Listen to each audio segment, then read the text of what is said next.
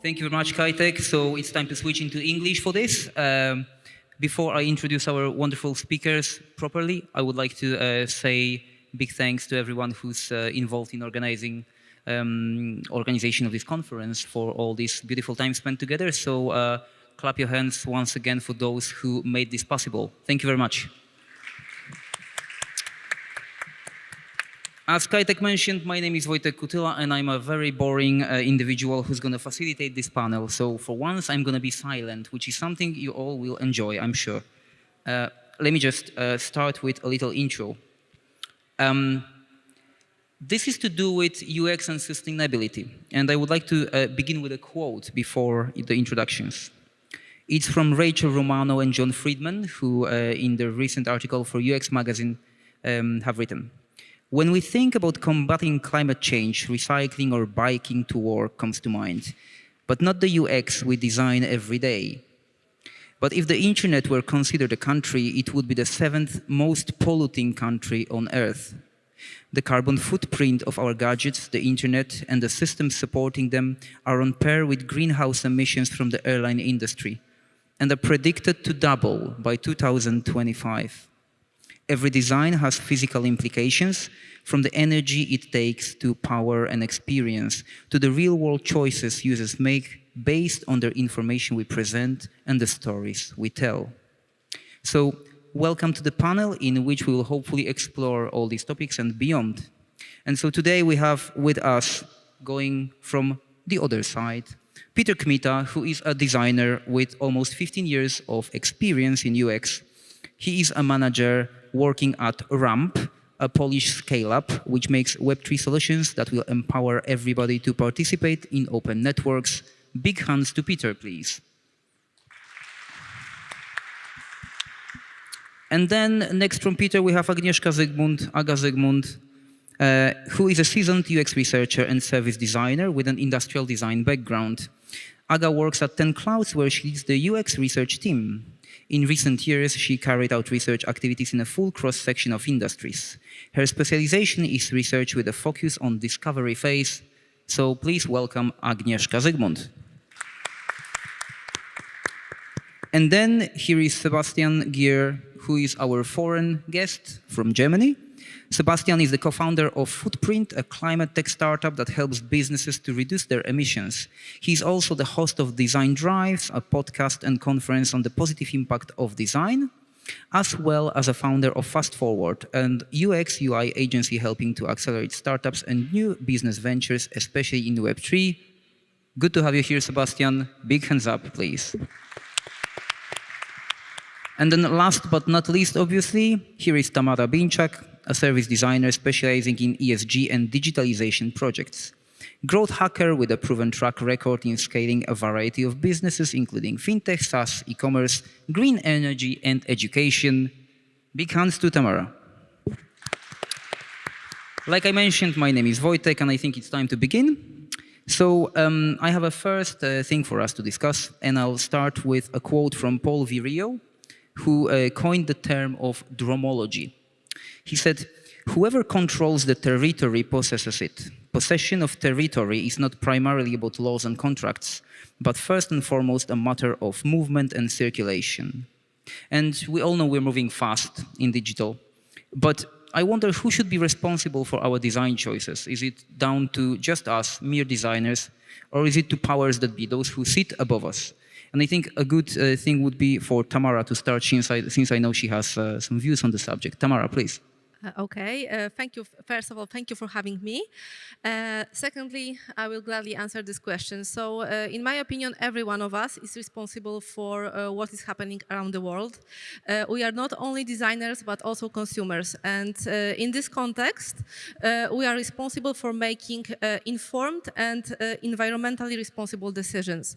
And our choices also show both our colleagues and our sponsors the right way towards more sustainable world. So first of all, when we work in our field, we have to first internalize the values that we want to strive for, And then it all becomes easy, because when you have sustainability in your heart, then it is easy to inspire others, and you don't need any specialized tools to design in a more sustainable and in environmentally responsible way.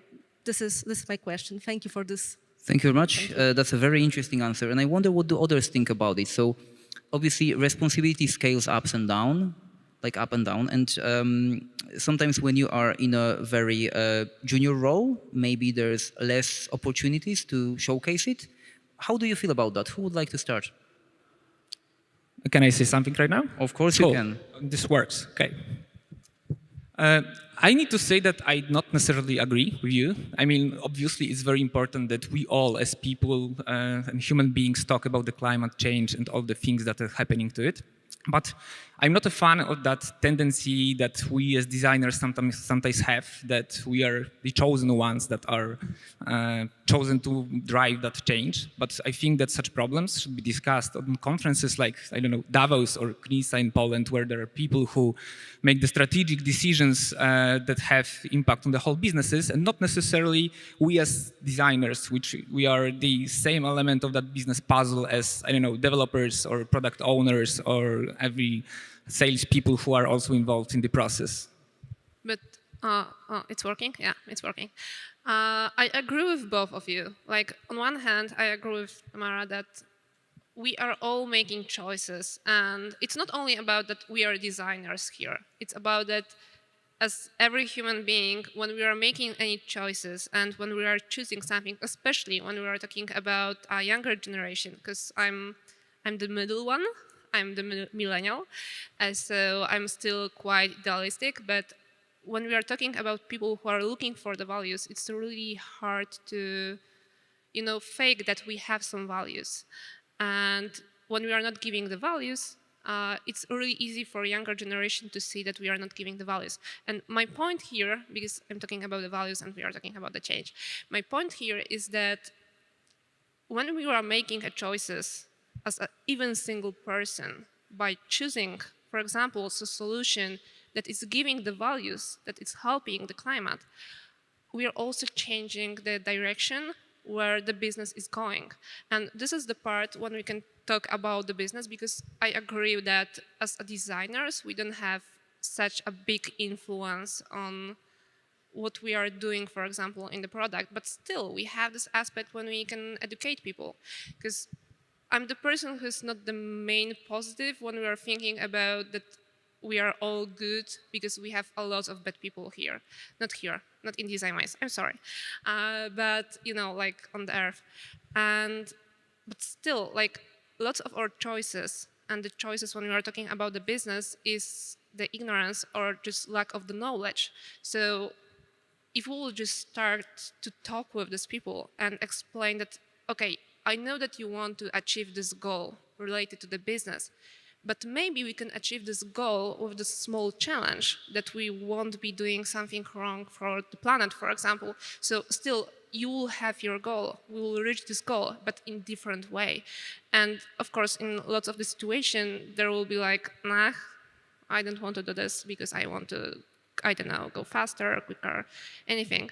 But in a lot of the situation, maybe this person will start thinking, because never anyone before asked them about this, for example. So just starting the conversation maybe will not change something in one project, but maybe in another one will be the starting point to really think about a different strategy, for example, for somebody from the business, even if we are only the designers. Thanks, Agnieszka. That's an interesting point, and this is naturally leading me to Sebastian here, because I think he has some experience in that subject. Sebastian, how do you see it? Because to me, it is a sort of matter of education, not only obviously for future generations to come, but also customers. And how can you ensure that this actually happens and those conversations are being made? Yeah, I think it's super interesting. I mean, like, I totally agree to the sort of aspect that, of course, like, we're all consumers, and I think the values we have as like employees, I think, kind of bringing them into the work. And this is like how often these days also people plays more and more a role, like how people choose the work. There are a lot of like market statistics that specifically, if you look at the younger target group, like one of the key aspects of like how they make the decision about where they work is like also the purpose of the company and like how much the standard for the environment can really have an impact also on HR and how much you're able to keep talents but also get talents. But also to this point we had before, like on the responsibility topic, I think it's interesting because I think it's easy as designers to, of course, feel like we not have enough power, but at the same time, we, I think, need to understand that we have more power than any other generation of designers before us, right? If you look at just the ability of tools we have, 3D printing, new technologies, most of these tools are for free. We can help people to envision what the business and the product could be. And I think like we should also understand that even though I think like, of course, like we would always like to have more power.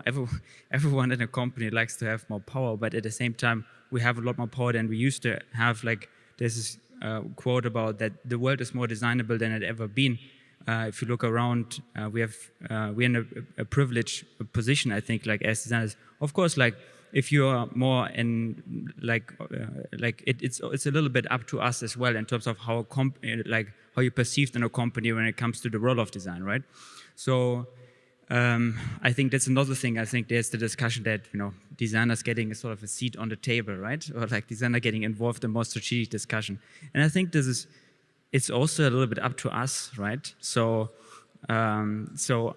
like I think like you can change that picture also, depending of course like your role, of course, like, but let's say you're in a startup, you're the only designer, or if you have a let's say a role with a bit more responsibility at a larger company, how can you bring a design to areas or bring in like the creative power that you have in the design team to discussion where design wasn't present yet? Always starts with listening, right? So it's really important, I think, that as designers we kind of really understand what are also the problems maybe the business side is facing, what is the problem the technical side is facing, and then see how we can incorporate sustainability into these discussions and basically find a win-win between like what would be good for the environment and what would be good for the business well. And I think the reality is also that I think you cannot separate these two. I think like as a business, like what is the sort of the vision that you have as a business, and you cannot like take apart ethics and sort of the business vision completely, right? I think that doesn't really work. It's sort of like in the end, both these topics like the ethics and the business, they have to come to one point and like to one vision that aligns these two things, right? So, and I think one of the key problems I think with that businesses have is that they face this challenge of sustainability, and like it's an overwhelming topic, and you suddenly need to deal with the unfamiliar, which is always makes people very nervous, and you have to sort of envision a brand and a business with sort of new values, right? And I think we as designers really come into play there, where we can. It's not about like we kind of like doing completely ourselves, no, but we can support the different stakeholders that have to make the decisions in that context, and the different stakeholders in the company to prototype, to envision, to see like how this could play out to all of our creative outputs that we can contribute. And I think that's a sort of a role we should also see as designers, see how we can bring this in. In one scenario it's easier, one is more difficult. Yeah. Thank you very much. So all of this, or a lot of this, is to do with seeing the impact, right? And understanding what kind of impact we make. Because obviously, one thing is to develop a service or a product. Another thing is to understand what impact has been made or how environmentally well this is designed. And so the issue that I see in this particular area right now is that we are very good at estimating the impact of something we've done post factum, when it's out there, when it's actually already harming the environment or people, or be it a solution that explores dark patterns, or when it's to do with sustainability, impacts the environment in a bad way. And I wonder, I know some of you have thoughts on this because we discussed it earlier. What strategies basically can we employ, or what can we do in order to understand the negative impact of our actions before we actually take them? Because that's very hard for businesses. Who would like to start on that? I can start. Not with you, that. Paul. Okay, so I know that my answer won't be the most complex one, but I still have the same opinion. Like, if you want to start with the strategy, first we need to start to talk. Because even if we know that we want to do something, even if we know that we want to have a lot of discussions and we have this vision that we want to be more eco or something, we need to start to talk about this, because right now we have a lot of initiatives about being eco and helping the planet, but most of them are not working, because we are not talking about this and we are not saying if we are really delivering something. And especially that, like, I'm sorry to say this, but even if we are designers and we are believing that we are eco, like, we are not always doing this. Like, every year we have the situation when we are looking for a new iPhone, and on the social media everyone is talking about a new iPhone, and even if we are not buying these things, we are still making a one step in the marketing to show other people that there is a new iPhone and someone will be buying this iPhone. So even if we are talking only about that we want to make a change, we need to start with the change with ourselves, about if we are really showing the values and if we are really showing the vision, if we are really behaving like we want to make a change. And then there is the next step. So then there's talking about how we can change the design process and which strategic, I don't know, tactics or tools we can use to do this with the product that we are building. Because it's all about the rules that we want to follow in the design process, in the strategy, but we are not following in our life. So it's a little bit hypocritical from our side. Can I have a technical You interruption? can, and I was actually going to ask you, so go for it. Maybe. I mean, I wanted to make a technical request, maybe. Can we do anything with the sound? Because we barely hear each other. Yeah. When Agnieszka was speaking, I almost didn't hear anything what she said, which is very, very sad. So organizers, can we do anything with that? Więcej stopy w odsłuchu. Can you hear us well with the people on the... Yeah, they can. Okay, so you're in a better the same problem situation we've had than we are. yesterday. So we have to live with it. I'm sorry. You'll hear if you listen very, very carefully. So I'm sorry, I have nothing better to offer, but I'm sure we're going to be fine. Don't worry. We are Polish, most of us. We can nail it. We're going to be fine.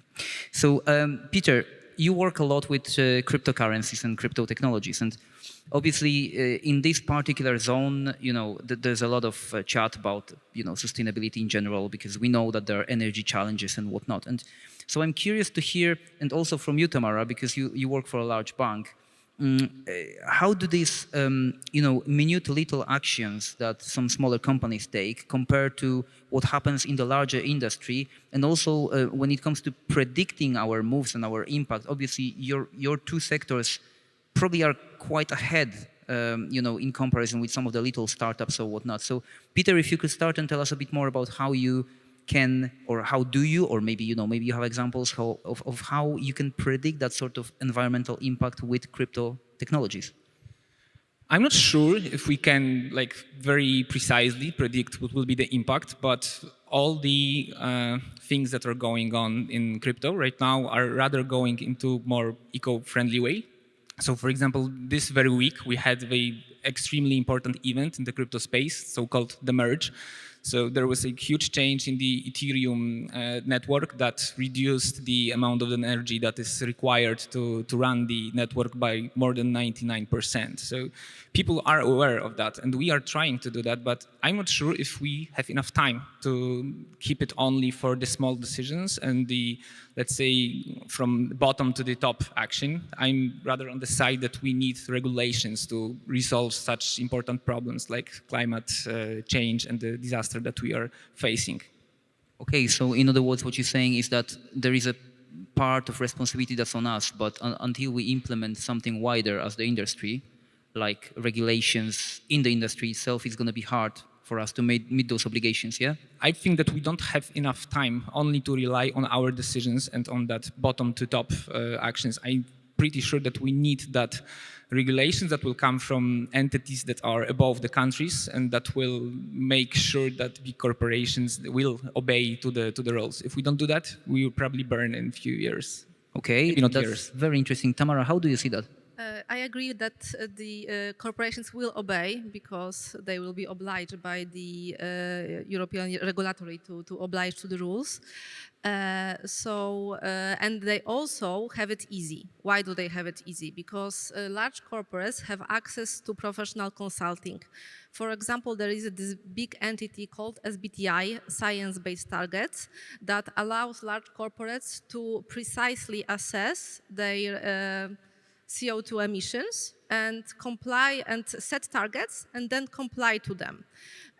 Of course, the smaller companies, the SMEs, micro companies, they do not have access, obviously, to large consulting companies, including SBTi.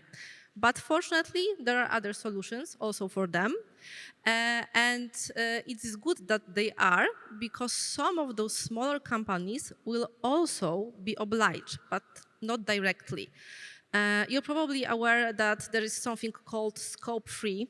That means that we, as a large corporation, we will also have to include our whole value chain in our own calculations. Of course, now is being said that including scope 3 will not be mandatory. However, there are news from the market, and those are reliable ones, that big corporates will still, I wouldn't use a word force, but they would, when talking to the smaller suppliers, they will definitely try to make them comply to some of the reduction targets.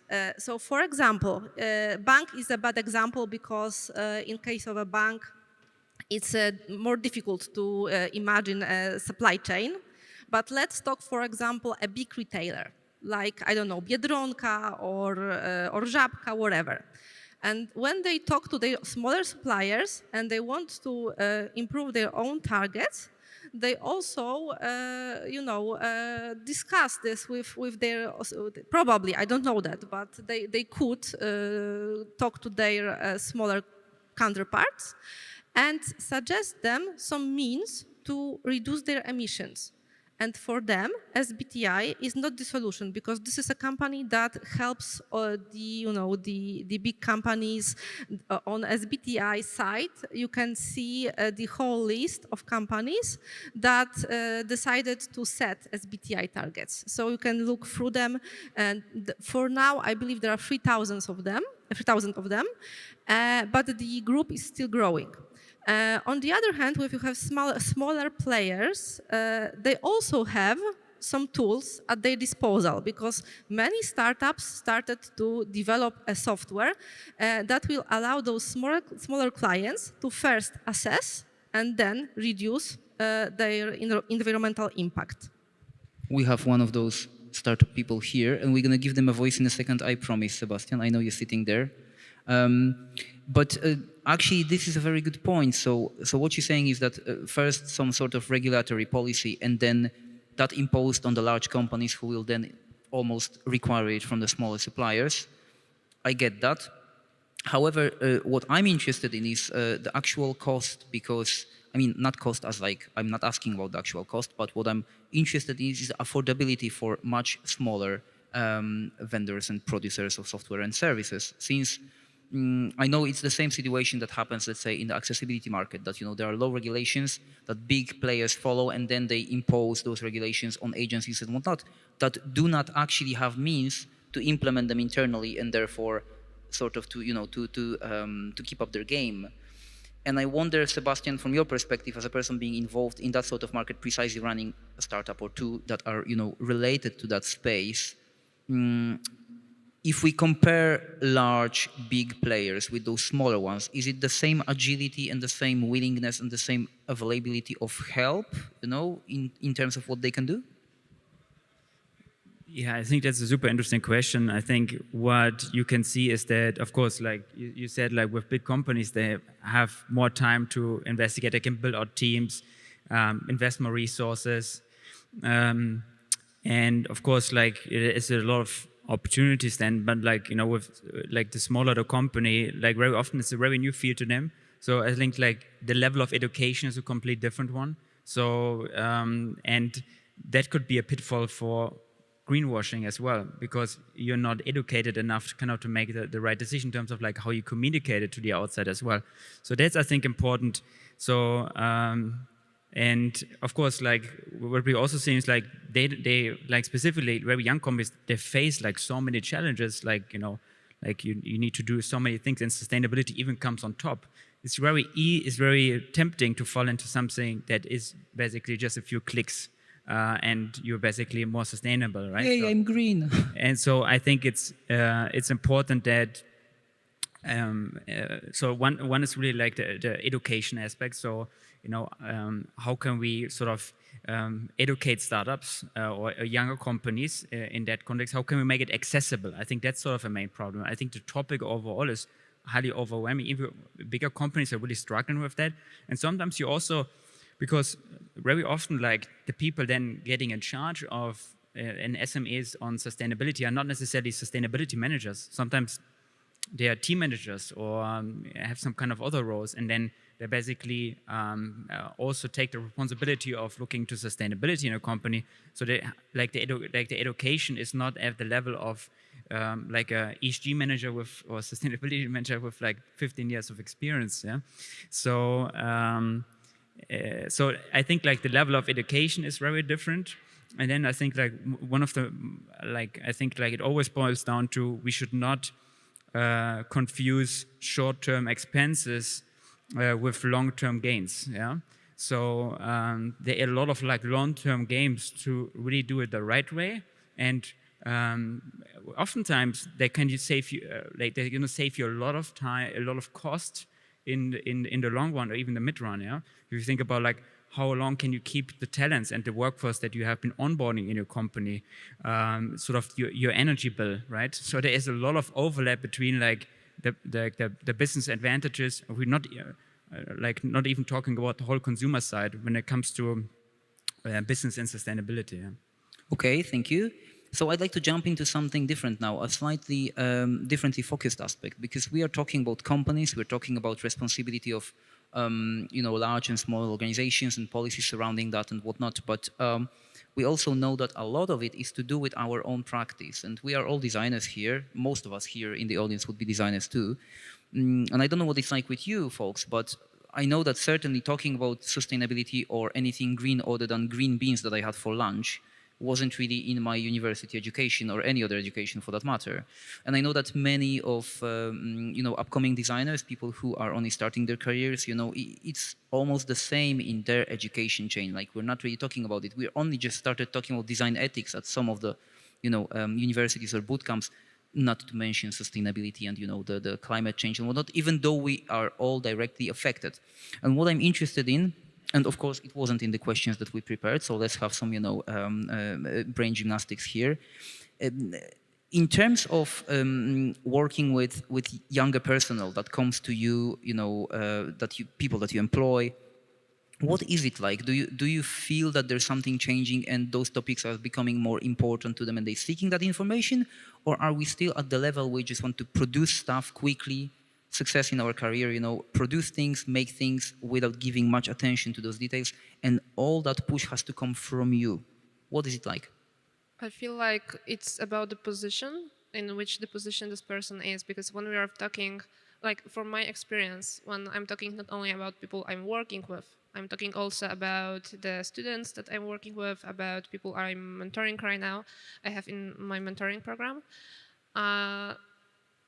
I'm so happy to work with younger generation, because I see that even if they don't have the experience, they have this value in their heart that they want to live on the planet that will be healthy for them, not the planet that we are thinking that we need to grow all the time. But when they are starting the first job, it's really easy to, you know, lose yourself, because even if you have the value in your heart, it's really easy to lose yourself, because you are seeing other people who are just working on something. You want to be the same as them because you want to just grow as a designer. And there is this moment when you have the first maybe 1 or 2 years when you're just working and observing other people, and then you are developing yourself as a designer. And I feel like this is our role as a people who have more experience to show them that you can be more eco, I will say this way, from the beginning. You don't need to observe other people who are not thinking about our planet. You can think about the planet from the first time and make the choices related to your values, that you want to do something good for the society, for the planet, for everything we have here, not only just to make something to have the experience and then decide, okay, I will have my own voice, for example, after 2 or 3 years. Okay, that's interesting. Tamara and Peter, you work again for two very different organizations and you recruit actively all the time. What is it like? Do you have the same observation, or would you, is there something different about what you feel and see every day? Okay, from my experience, it's case by case. There are many people who have, sustainability in their DNA. There are also people who are more, I would say, social media oriented, but some of them also value the environment. And because they are social media oriented, they learn a lot from social media. And young people now are, I would say, quite aware. For example, Extinction Rebellion Youth is very active in Poland. They connect via social media. They organize all types of environmental actions. I would say it depends. There are many people who are very much aware. To zależy. There are others that are, I would say, less aware. I'm not a fan of making generalizations, and I don't have access to any data that would say definitely that this new generation is more eco-friendly than mine. I'm a millennial, so we are also considered quite, sustainability aware. But from, I would say, this is not any type of evidence, because it's only, accidental evidence. I don't know if it's called that in English, but people tend to be more environment focused, but it could also be a matter of my Warsaw bubble. So I don't know. This is what I wanted to say. I'm not so positive as Agnieszka, definitely. I think that it depends a lot on the bubble that you live in. And I also see in my bubble more interest in that, but as a whole community, I don't think that we are enough talking about it and that we are enough educated on it. I don't see such a change as Agnieszka mentioned. No, I'm only talking about younger generation and people who Yeah, are I know. But about I younger agree people. like 100% that we need to talk more when we are when we are talking with other people. We as experienced designers, people who are working in the field, and we are not avoiding, and we are not scared. It's not scary for us to say what we are thinking. Like, it's our role to tell younger generation and younger people that you can, I don't know, like, you also can decide from the beginning. So I think like this is the problem here, that when you are just entering the market, you feel that you don't have the voice because you don't have the experience. And younger generation, I know I'm in the bubble, but I'm seeing like they are just thinking about the planet more than people I know from for example, from my age. And I really try to be positive because this is our hope, like being honest. You said that it's your role, and I'm curious, you're thinking about you as a human being or you as a designer? Me as a person who is in position when I can say something loud and nobody will say to me like, nah, you're working in this field like, I don't know, for a few months. So you need to listen more experienced people, because when you have the experience in every industry, it's not only about the design. It's normal that there will be people who will be telling you that, okay, like you have only 1 year, you don't know nothing. I have, I don't know, 10, 15 years of experience. So if you have some position in the industry, it's easier to tell to other people that it's okay, for example, that you will be going with your values here when you are, I don't know, making the decision or you are talking with the client. You don't need to be silent with your feelings when you are talking about the planet and about the change, even if you are younger. But it will be really helpful for me when I was younger if there will be a person who said to me that I also have a voice. I don't need to wait like 2 or 3 years to make a change only because I'm the junior here, for example. This is a lot to do with the kind of, how our society perceives education and, status, not only social status, but work status and whatnot. So this is interesting because to you, Sebastian, those might be subjects that you see slightly differently since the education system in Germany is very different. And I'm not saying better or worse, just different. But here is what I wanted to touch on. So we often, in our education, our UX education, we follow some methods. And one of those methods, for instance, might be design thinking. The other might be like, I don't know, design sprints. Third might be blah, you name it. There's so many of them. And again, at heart, majority of them don't really take any sustainability or, impact measurement into consideration. We just are made, we are put into them, we are using them just to produce, just to make things grow, yeah? So this is an interesting one because, for instance, from the perspective of growth, Tamara, as a growth hacker person who has seen, companies growing exponentially, just basically, bit by bit, very fast, how much of this actual effort is really there and how much of this chat about sustainability is just what we've described as our bubble, how much of it actually happens? Okay, I was waiting for this question since I, contributed my bio. Okay, so growth hacking, this is, a method that allows you to sell in a more efficient way using data, using behavioral science, etc. Today there was a great presentation about growth design that basically combines service design and growth hacking, delivered by Wojtek from Brainly. It was amazing. But getting back to the question. So first of all, let's talk about degrowth hacking with DE in the beginning, so degrowth hacking. So what would you say about using growth hacking tools for improving environmental awareness instead of selling products? What would you say for using growth hacking tools for scaling sustainable businesses instead of those that are not sustainable? Today, I noticed that Piotr is also a nerd like me. So I will use quite a nerdy comparison. I think we are all nerds, aren't we? We're a bit nerdy. Yeah, so in my opinion, using growth hacking tools to promote sustainability is somewhat like white necromancy, so using dark arts in the service of the greater good. And all MarTech, all web analytics tools that are there can be used to serve a better purpose. So growth hacking itself is a tool like any other, and you could use it either to promote more production, more pollution, etc., or to promote knowledge and growth of scalable businesses. Also businesses like the one that Sebastian represents.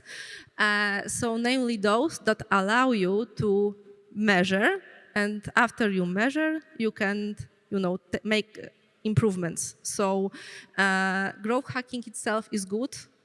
Growth, as we know it, is probably something that will need to go.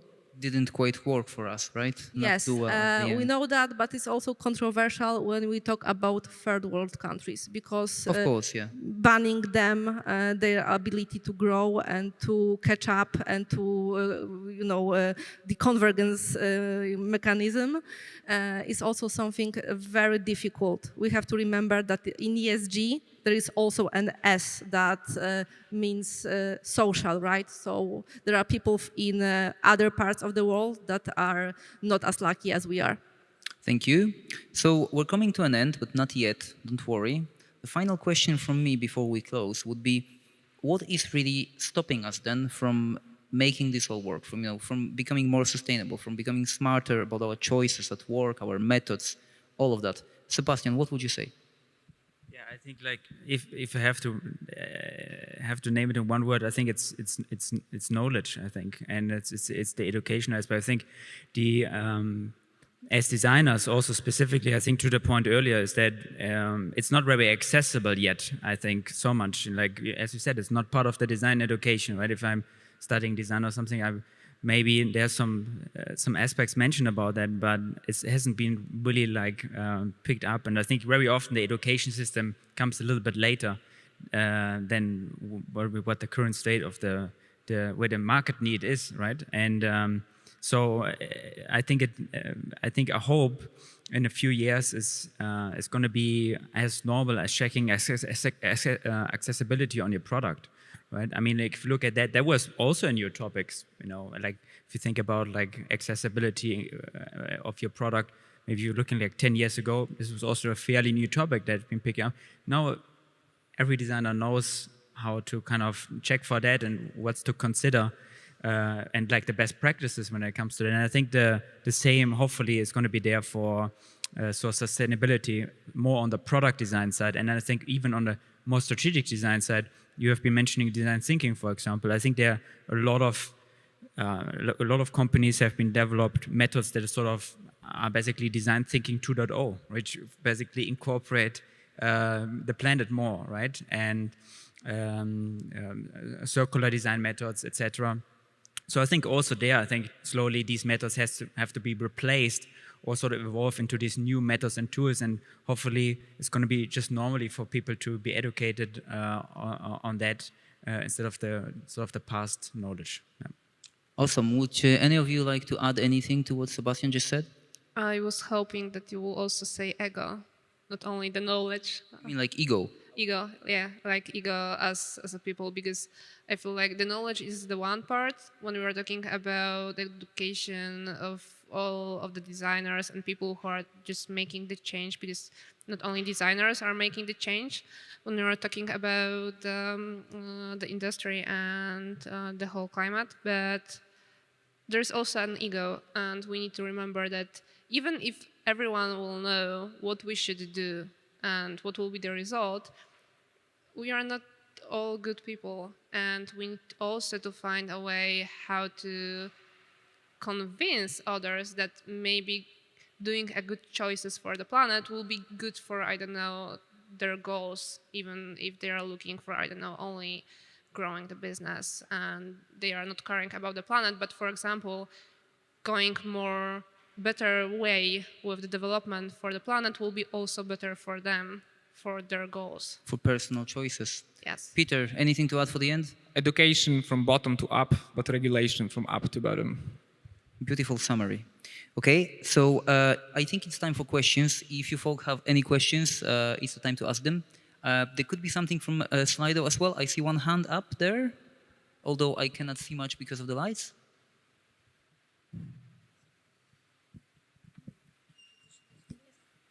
So can you imagine, because you said, I think, that growth will have to go. So can you imagine the world without the constant growth, that one day we won't serve only? I can't. So you can't? Can't. I cannot see, to be honest. So I think that we should be looking for a way to grow in a sustainable way rather than degrowing anything.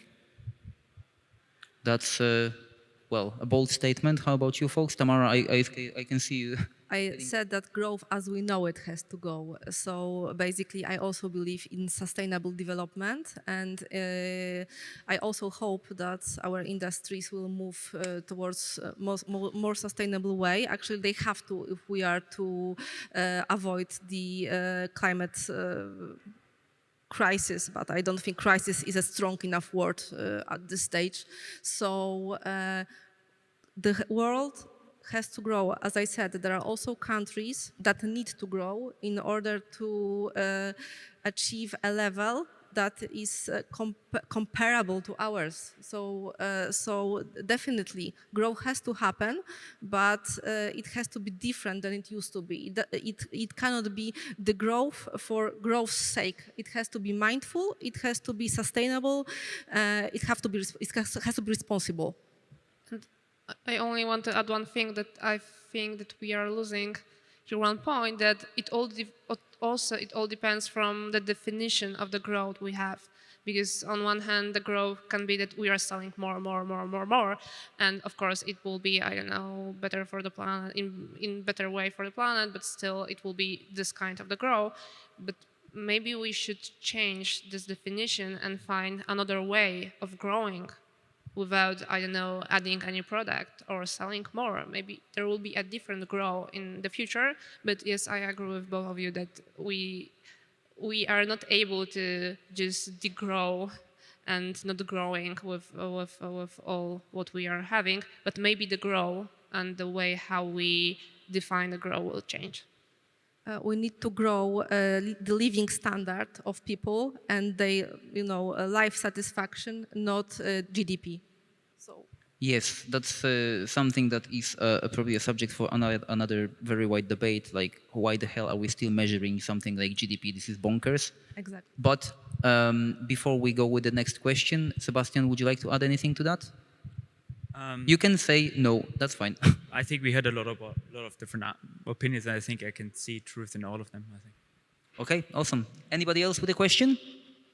It's your chance, folks. Right, I'm literally blind when I'm looking there, but maybe there is someone there. Any hands up? Cool, okay. So, first of all, obviously you can still ask questions to our wonderful panelists just by connecting with them on LinkedIn, Twitter, and whatnot, and you should do that, because this is what conferences are for. I'm sorry, I'm just kicking into my usual old shoes. I would like to close the panel with a nice quote from Audre Lorde, who said, "The master's tools will never dismantle the master's house," which essentially means that we cannot really do this unless we start thinking differently, start thinking about degrowth, start thinking about our daily practice, start influencing each other and helping one another. And with that in mind, I would like you all to thank you, Peter, Agnieszka, Sebastian, and Tamara, for this wonderful time. I am Wojtek Kutyla. See you on another planet shortly.